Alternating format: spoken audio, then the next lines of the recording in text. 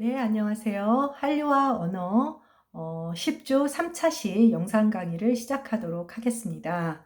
네, 지난 차시에 이어서 오늘은 마돈나의 2단계 이제 그 후스테걸 시대의 Like a Prayer 뮤비에 대해서 앨범이죠. 앨범과 뮤비에 대해서 한번 살펴보도록 하겠습니다. 지난 시간에 마돈나가 이제 이 2기에 들어서면서 좀 다소 보수적인 패션과 어떤 스타일을 드러냄으로써 팬층을 좀 넓혔다, 스타로서의 영역을 좀 넓혔다라고 얘기를 했는데, 자, 20쪽, 파워포인트 자료 20쪽에 보면, Like a Prayer, 그러니까 Like a Virgin하고는 전혀 다르죠. Like a Prayer, 제목에서만 해도, 사실은 그런 점에서 마돈나가 굉장히 영리한 것인데, 뭔가 굉장히 그 큰 격변이 있었던 것으로 보이잖아요. 그래서 제목만으로도 앨범이나 노래에 호기심을 갖게끔 하는 그런 전략을 잘 쓴 것 같아요.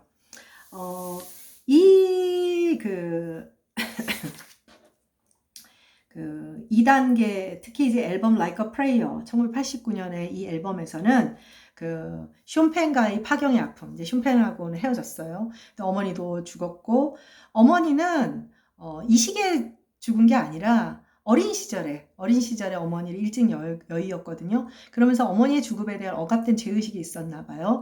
성장 과정에 홀아버지한테서 크면서 아버지와의 갈등, 그리고 성장의 고통과 어려움을 다루면서 마돈나는 이 앨범에서 심리적으로나 음악적으로 굉장히 성숙한 모습을 보여줘요. 성숙한 모습을 보여주면서 특히 전통적인 패션과 여성의 이미지를 반의적으로 강조합니다. 그러니까 이게 겉으로 드러나기에는 카톨릭적인 이미지, 그 다음에 패션, 전통적인 그런 것을 하는데 그거에 또 다층적인 의미를 또 갖게 되긴 해요. 일단 마돈나의 카톨릭적 성장 과정으로부터 종교적 모티브를 끌어내면서 대단히 복잡한 모더니즘 양상을 가진 그런 뮤비들을 뮤비를 보여주게 돼요. 특히 이제 이 앨범 속의 싱글인 Like a Prayer라고 하는 그 뮤비는 정말 이제 사실은 굉장한 파격이죠. 종교와 에로티시즘. 그러니까 교회 안에서 마돈나가 속옷을 입고 막 춤을 추는 거예요. 근데 이것을 그 표면적인 것으로만 바라보는 것은 이제 되게 단선적으로 보는 것이고, 그렇게 단선적으로 즐기는 아주 성적인 그런 자극만 즐기는 팬도 물론 있겠죠. 그거야 뭐 어떤 팬들이라고 하는 대중문화의 소비자들이라고 하는 것은 뭐 각양각층의 사람들이니까요. 그래서 이 뮤비는 종교와 에로티시즘을 융합하면서 정신적인 사랑과 육체적 사랑 양자를 모두 찬양하는 태도를 보여요. 그러니까 뭔가 그 종교 속에서의 정신적 사랑만, 그런 플라토닉한 사랑만을 지지하는 것에 대해서 냉소를 보이면서 두 사랑이 모두 중요하다, 이런 태도를 보이고, 또 그 흑인 가스펠 음악이 이거는 전형적인 개신교잖아요. 그래서 열정을 끌어들이면서 성스러움과 속됨, 그 다음에 가톨릭과 개신교, 또 그 이미지와 주제를 융합시킵니다. 그러니까 어떻게 돼요? 굉장히 그 뮤비가 여러 가지 상징과 함의를 갖는 그런 해석상의 여지가 많은 뮤비로 탄생을 하게 되는 것이죠.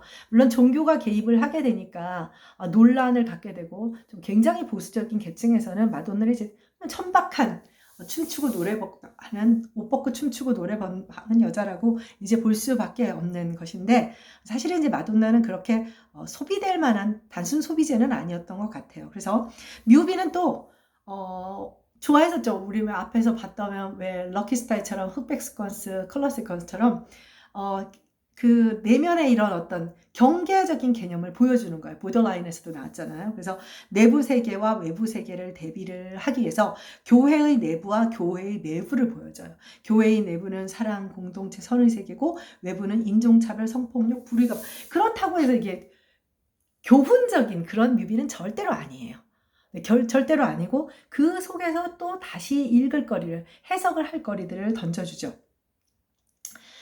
결과적으로 이 뮤비는 강력한 종교적 메시지를 전달하는 이미지가 있어요. 교회가 나오니까요. 그보다 더 강력한 이미지는 없죠. 강력한 이미지는 없는데, 그렇지만 마돈나가 교회에서 속옷 차림으로 춤을 춘다든지, 이거는 결국 또 어떻게 돼요? 교회를 모욕한다는 것이 되는 거죠.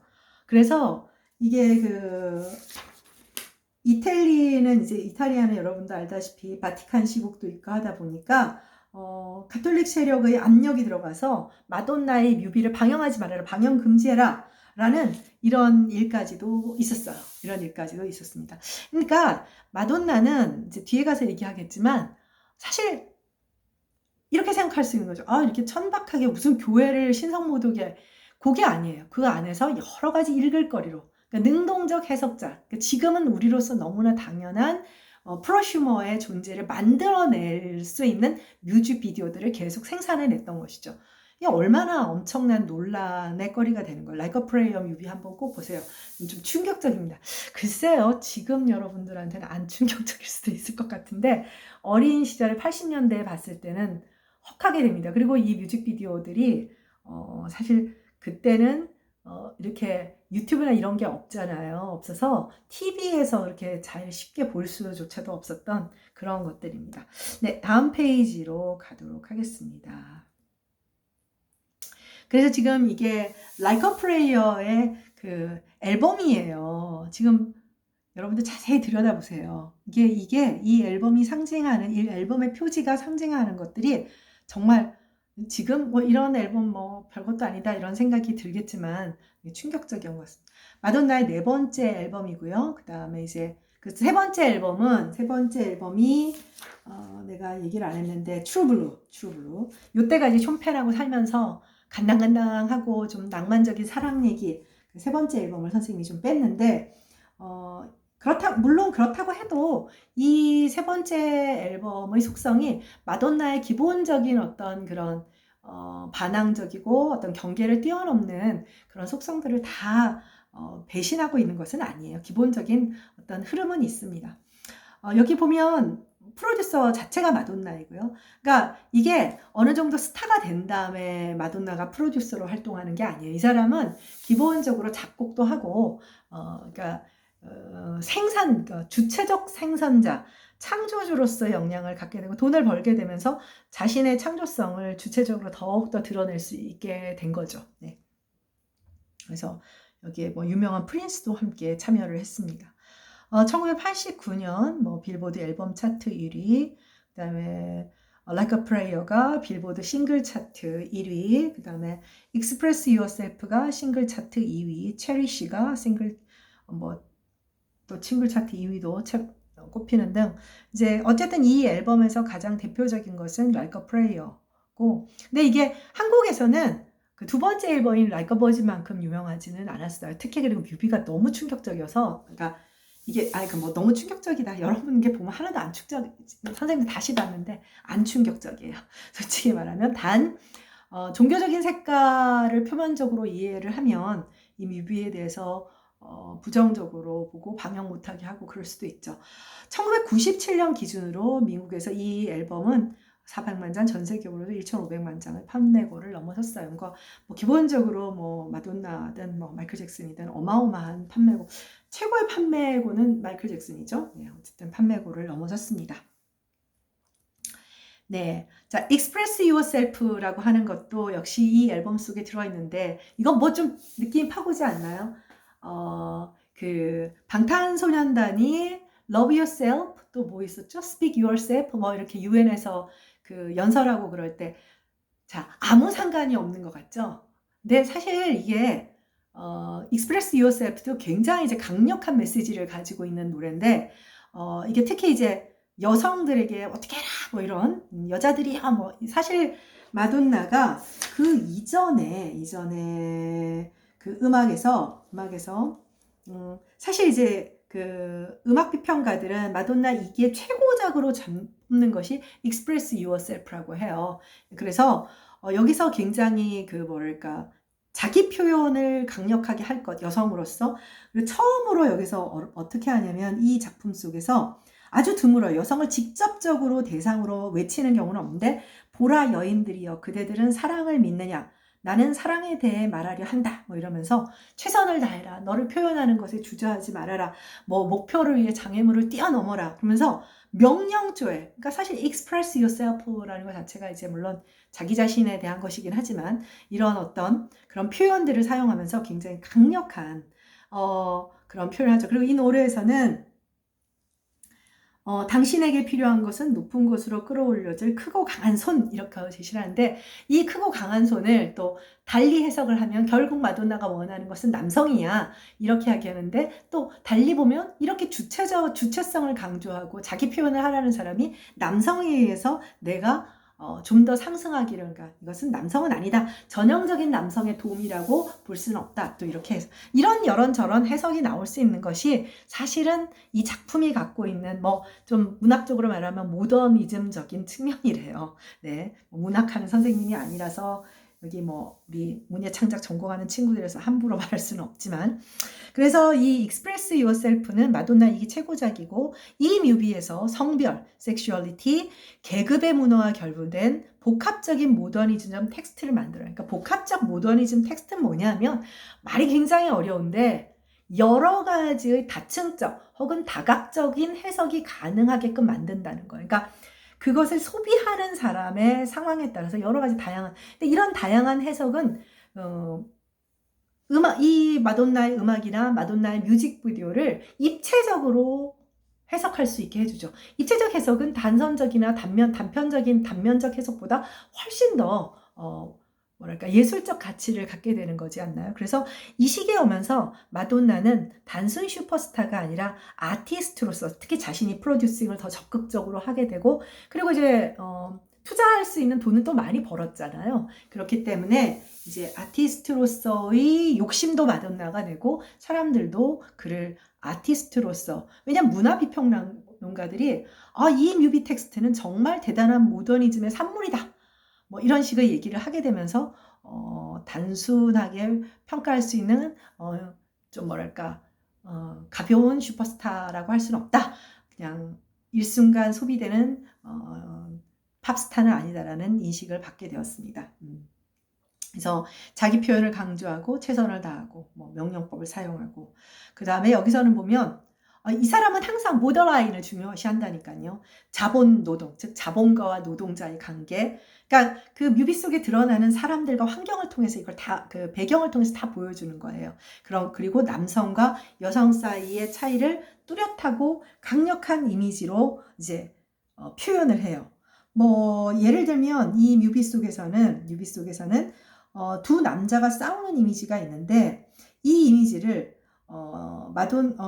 폭력적인 조우를 계급과 성별의 이해와 화해가 불가능한 인류의 계급 간, 이성 간 영속적 투쟁을 암시한다.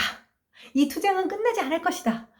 인종 갈등, 계급 갈등, 그 다음에 남성과 여성 간의 갈등, 이런 것들이 끝나지 않은 영속적 투쟁을 강력하게 표현한다, 이런 식으로도 해석을 하는 거죠. 마돈나가 그것을 진짜로 원했건 원하지 않았건. 네.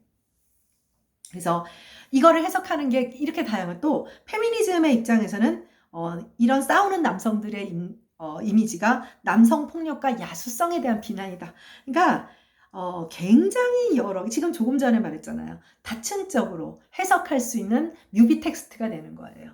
그냥 단순한 그런 뮤비가 아니라 뮤비 텍스트가 되게 됨으로써 마돈나의 어떤 그런 뮤비는 차원이 다른 것이다 라고 이제 설명을 하게 되는 거죠. 네. 네, 다음 페이지로 가도록 하겠습니다.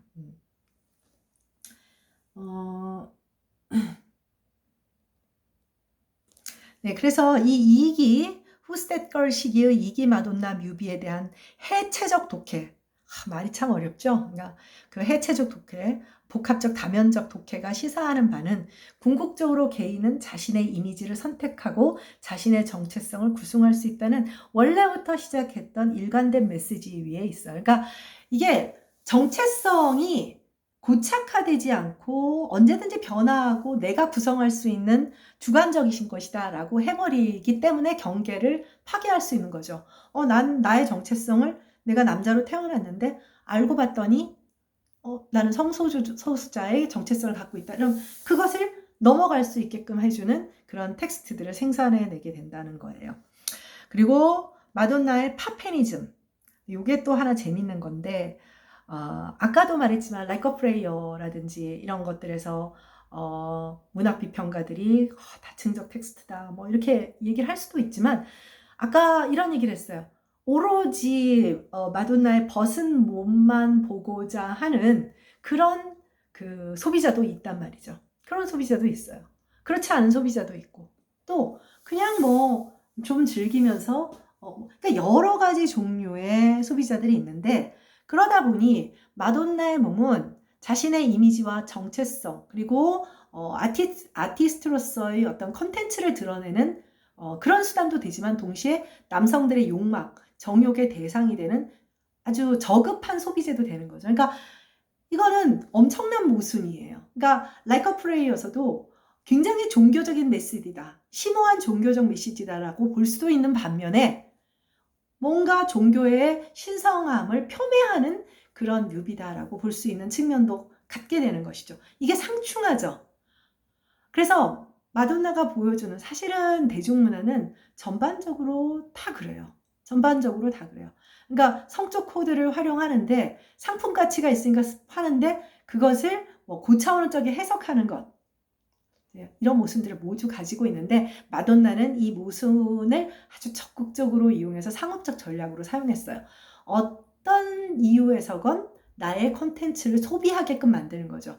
자, 처음에는 조금 10대의 소수자의, 조금 다문화적인, 어찌 보면 약간 저급한 이런 식의 계층들을 대상으로 했다면, 점점 그 층을 넓혀서 모두가, 그러면서 해석의 묘미가 있고, 이건 너 이렇게 해서 저렇게 하면서 모순을 만들어서 막대한 상업적인 이익을 만드는 거죠. 의도하든 의도하지 않았든 의도했을 가능성이 훨씬 큽니다. 의도했을 가능성이 훨씬 크고, 네, 그래서 마돈나의 팝페미니즘이라고 해요. 팝페미니즘, 지배적 여성 이미지의 해체. 지배적 여성 이미지는 이제 전통적 여성성을 말하죠. 모순이 존재한다. 즉 마돈나가 부르는 해방의 찬가는 페미니즘 텍스트로도 볼 수 있고, 남성의 쾌락을 위해 여성의 육체를 대상화하는 또 다른 시도에 불과하다고 볼 수 있기 때문에, 결과적으로 모순이 존재하고, 이 모순은 마돈나의 막대한 이익을 얻게 되는 아주 재미있는 속성이 되는 것이죠. 다음 페이지로 가겠습니다. 네, 마돈나의 세 번째 시기입니다. 블론드 앰비션입니다. 마돈나 효과의 모순이 가속화되는 시기예요. 그리고 이제 이 시기가 오면 사실은 이제 90년대로 넘어서니까 이제 한 10년 정도의 최전성기를 누리고, 약간은 이제 조금 기울어져가는 시기라고 할 수가 있죠. 기존의 레퓨테이션으로 이제 그 스타성을 유지하는, 어느 스타나 다 그렇게 되지 않아요. 그러나 최소한 마돈나는 순간적으로 명멸하는 정말 그런 소비재는 아니잖아요. 그럼에도 불구하고 이제 그런 속성을 갖게 됩니다. 그럼 어떻게 될까요? 좀 더 극단적인 그런 자기 변신, 정체성의 변화를 이제 마돈나가 시도하려고 합니다. 그래서 참 처음부터 내세웠던 금발도 아닌 사람이 블론드 앰비션, 그러니까 금발의 야망, 이러면서 마돈나는 정치적 관심을 표명을 하고, 또 뭐 에이즈 반대 운동이라든지 이렇게 어떤 사회 활동, 정치적 활동, 그런 그 어떤 발언걸들을 이제 나이가 들면서 드러내기 시작하죠. 그러면서 뭐 공개적으로 민주당의 빌 클린턴을 지지한다든지, 뭐 투표 장려 비디오를 만들어서 네, 되게 사실은 그녀가 가지고 있었던 이미지와는 좀 어울리지 않죠. 뭐 교시적이잖아요. 네, 이런 것들을 이렇게 퍼뜨리는 등 조금 다른 어떤 관심을 갖게 되고, 우리도 보면 좀 스타성이 커져서 대중적인 그런 어떤 영향력이 큰 사람들이 뭐 국회의원 비례대표로 나온다든지 뭐 그런 것과 비슷하다 할 수도 있어요. 90년대 이후, 이제 90년대 이후로 넘어갑니다. 92년도인가 이제 그래미를 받는 걸로 나중에 한번 찾아보세요, 여러분들. 그 그래미 상을 받고, 그러면서 좀 이제 기울어지게 되는데요. 관습적인 섹슈얼리티의 표상에 체계적으로 도전하는 무대 작업들을 이제 갔습니다. 그래서 굉장히 충격적인 그런 무대들을 만들게 돼요. 뭐 아까도 한번 말했었죠. 막 그 남성 백댄서들한테 막 가슴을 드러내게 한다든지, 자기는 오히려 남성 성기가 있는 것처럼 하고 막 그런 뭐 한다든지, 좀 뭐 말로 좀 전하기가 좀 어려운 그런 되게 이제 파격적인 성적 경계까지 넘어서는 그런 무대들도 만들고 뮤직비디오도 만듭니다. 그래서 게이와 레즈비언, 성적 해방, 성적 자유주의 등 기성의 성적 표상에 대한 기준의 경계를 넘어서기에 극단적인 방법들이 무대와 뮤비에 제시되기에 이릅니다. 마돈나가 생산하는 이미지와 텍스트를 해석하려는 마돈나 독해라는 네, 어쨌든 대단하죠. 네, 그래서 마블 세계관, BTS 세계관 이런 것들처럼 실제로 그들이 그런 것을 생각하고 만들었는지 모르지만 능동적 소비자인 팬들이 그러한 해석을 하려고 하는 입장이, 이거를 여러분들 전통적인 문학에서의 독자의 해석, 독자가 원래 시인이나 소설가가 의도하지 않은 독자가 주관적인 해석을 하는 것이죠. 그래서 독자에서 새롭게 창조된다는 말을 하잖아요. 사실 같은 맥락에 있는 것입니다. 대상이 달라졌을 뿐. 1990년에 나온 Justify My Love나 92년에 에로티카 아주 제목만 봐도 마돈나의 실험적이고 극단적 성적 경계의 허용을 보여주는 뮤비예요. 그래서 오죽하면 MTV조차 방영을 금지하거나 거의 틀어주지 않았다고 합니다. 거의 틀어주지 않았고, 그래서 뭔가 이제 단순한 그런 뭐랄까요, 저급한 성적 비디오라고 할 수는 없지만 좀 너무너무 그 경계를 뛰어넘는 굉장히 일반적인 보편적인 정서에서는 뛰어넘는 그런 뮤비들이었다고 합니다. 선생님 이건 안 봤어요. 다음 페이지로 가겠습니다. 90년대에 오면서는 썩 마돈나에 대해서 그러니까 라이커 버전이 끝이라니까. 네. 다음 페이지로 가도록 하겠습니다. 90년대 블론드 앰비션 콘서트 투어, 또 공연 필름인, 이 공연 필름은 굉장히, 그러니까 90년대에 오면서 우리나라 TV에서도 많이 보여줬어요. 마돈나, True or Dare. 그러니까 진실 혹은 대담, 이렇게 해가지고, 이 공연 필름, 지금 여러, BTS나 이런 친구들이, 최근에 얼마 전에도 보니까, JTBC인가에서 그 공연 다큐라고 하죠. 그걸 보여주고 있더라고요. 앨범 에로티카 등을 통해 이제 예술가, 즉 아티스트로서의 정체성을, 이제 2단계에서도 그걸 보이기 시작했죠. 난 그냥 단순 슈퍼스타가 아니야. 나는 아티스트야. 예술가야. 지금은 아무나 아티스트 그러는데 말하자면 예술가예요. 화가나 작곡가와 같은 어떤 클래식한 고급 예술가로서의 정체성을 만들고자 했죠. 그래서 강렬한 나르시즘에 근거한 하나의 이미지 생산 공장이라고까지 비유할 수가 있습니다. 근데 이제 초기 이미지들에서 크게 나가지는 못했던 것 같아요. 그래서 그녀 자신의 이미지를 넘어서기 위해 가능한 모든 경계선을 뛰어넘기 위해 과잉과 충격과 스펙타클과 연극성이라는 모더니즘적 미학 전력을 이것저것 다 사용하는 겁니다. 이제 나이가 들면서 어떤 그런 여러 가지 개인의 어떤 정서적인 어떤 인격적인 변화와 그리고 또 뭐랄까요, 예술가로서의 한 단계의 도약을 강렬히 원했던 시기였던 것 같아요. 강렬히 원했던 시기였던 것 같습니다. 그러다 보니 경계 파괴자로서의 마돈나가 등장하게 되죠. 자기 표현, 노래에서도 express yourself라고 했으니까 실험, 취향의 한계 확장, 그러니까 성적 취향의 한계 확장이에요. 그래서 무대나 뮤비를 통해서 보면 이제 성소수자들의 그런 조금 잘못 이용해서 욕을 먹기도 하고 그래서 마돈나가 게이 문화로부터 목인과 같은 이미지와 현상들을 도용해서 원래의 맥락은 빼버리고 이미지와 스타일만을 음악 작업에 이용했다고 또 비난받았고, 또 흑인 음악도 차용만 하고 유색인종이나 흑인의 그 이미지들을 자신의 그 작품 세계에 이미지 변화는 정체성에 사용만 하고 제대로 수용하지 못했다, 금방 잊어버렸다, 그런 비난을 굉장히 많이 받게 됩니다. 그래서 이게 이제 그 게이나 그 성소수자들이나 유색인종들이 간단히 말하면 좀 섭섭해했던 것이죠. 섭섭해. 진짜가 아니었네. 정말 저 사람이 나의 그런 어떤 대표자가 될 수 있느냐. 성소수자뿐 아니라 인종적 소수자들에 대한 그녀의 진정한 철학이 의심스럽다. 물론 지지자들도 늘 있었지만요. 그래서 경계 파괴로서 이렇게 경계를 가로질러 새로운 경과 재현의 영역으로 넘어가는 것을 선택을 하면서 파격을 계속 이어나갑니다. 다음 페이지로 가도록 하겠습니다. 자, 그렇다면 이제 이 논문이 95년에 나왔는데, 그러니까 말하자면 이제 마돈나가 어느 정도 나이를 먹고 주춤하게 되면서 그녀의 이제 그야말로 팝 아티스트로서의 10년의 전성기를 체계적으로 정리한 논문이라고 할 수가 있어요. 그러면 이 마돈나 이펙트 혹은 마돈나 피나미넌의 현상은 어떤 의미를 갖느냐, 그래서 정리를 한번 해보면 일단은 뮤직비디오라고 하는 것이 그 이전에는 가수는 노래다 라고 하는 것이 있었다면, 가사와 멜로디였다면, 그러니까 가수의 몸을 이용한 춤과 시각적 효과와 패션과 그것과 함께하는 음악이라고 하는 컨텐츠의 새로운 등장은 굉장히 획기적인 것이었죠. 그리고 그 뮤비도, 그전에도 뮤비는 있었어요. 그전에 뮤비는 있었지만 그전에 뮤비는 뭐라 그랬죠? 가사의 서사 구조에 따른 연인의 사랑 얘기를 하면 두 연인이 와서 손잡고 뭐 이별하고 슬퍼하고 다시 만나고 이런 것들을 따라간다면, 마돈나의 뮤비는 그렇지 않다는 것이죠. 끊임없는 상징과 기호와 복합적 해석이 가능하게끔 하는.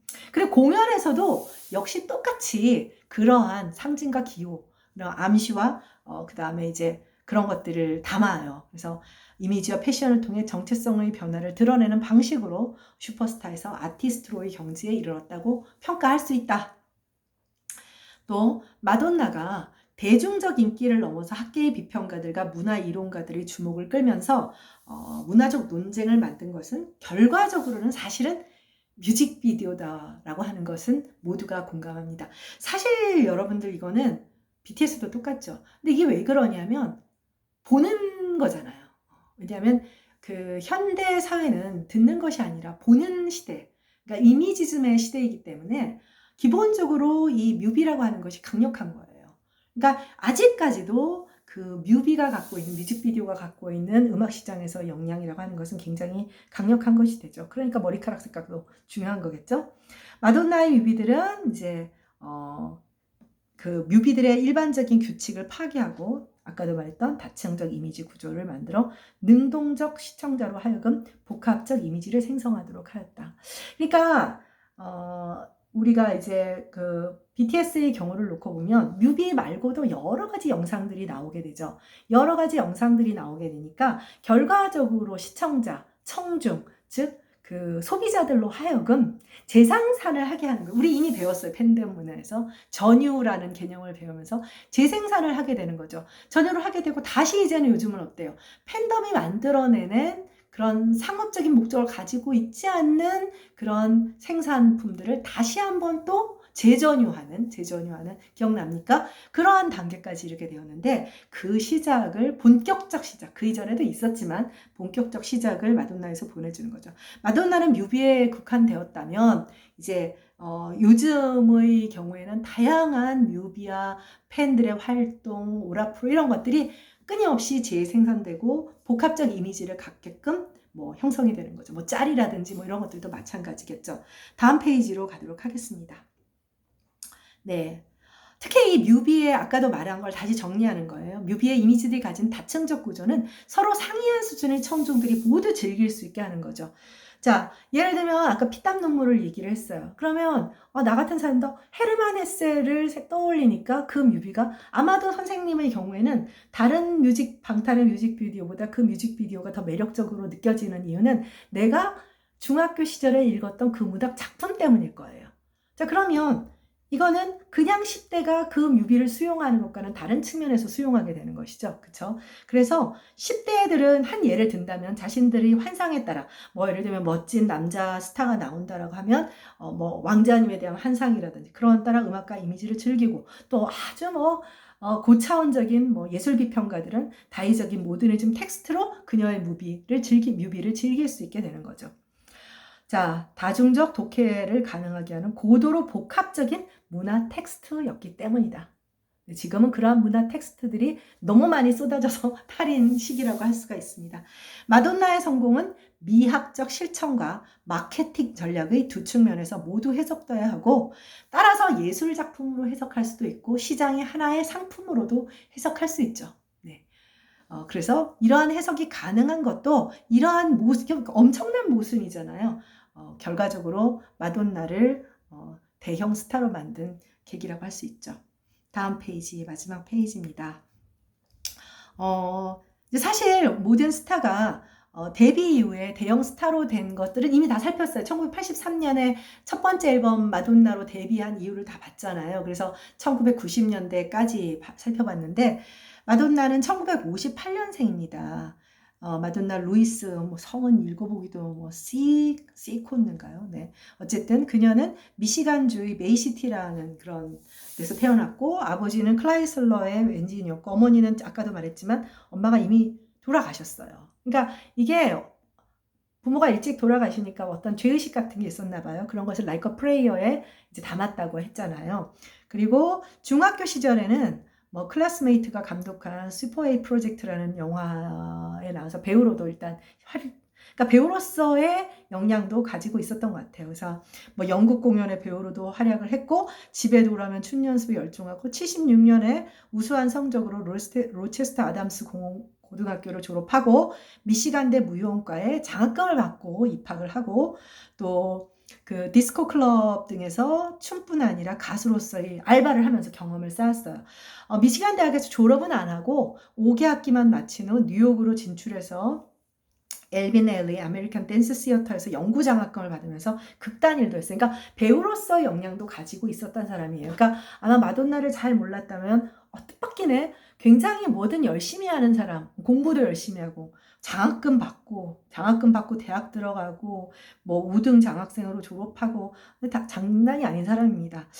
그리고는 이 사람이 결과적으로 이제 블랙퍼스트 클럽이라고 해서 뭐 길리어드 형제인가 뭐 이런 사람들하고 같이 조직을 해서 드러머로도 활약을 했어요. 난 이거 보고도 너무 놀랐는데 그런데 역시 그 싱어 가수로서의 꿈을 가지고 있던 마돈나는 다시 뉴욕으로 옵니다. 그래서 뉴욕으로 와서 그녀는 마돈나라는 밴드를 조직해서 뭐 로컬런, 클래식 팝, 뭐 여러 가지 유형의 그 댄스 뮤직 등 자신의 스타일의 음악으로 믹싱을 하면서 이 일에 계속을 해요. 낮에는 곡 쓰고 데모 테이프 만들고 클럽에서 이제 알바하던 중 클럽 DJ에 의해서 사이어 레코드사와 정식 계약을 체결을 하고 여기서 이제 처음에 그 이제 싱글 에브리데이와 할리데이를 발표를 해요. 이거는 크게 성공은 하지는 못했지만 이제 그 첫 번째 앨범 1983년 첫 번째 앨범인 마돈나를 이제 성공시키는 하나의 밑거름이 되었죠.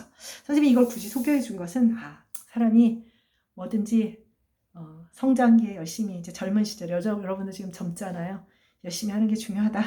네, 그냥 마돈나가 옷 벗고 춤췄다라고 생각하는 그런 그런 어떤 그 팬이어서는 안 되겠다라는. 네, 수고했고요. 다음 주에는 그 마이클 잭슨 얘기를 좀 더 하고 그 다음 주에는 다시 우리 한류 콘텐츠 얘기로 돌아가도록 하겠습니다. 네, 수고했고요. 생산 콘텐츠로서의 마돈나에 대한 이야기는 이번 주로서 마치겠습니다. 수고했습니다.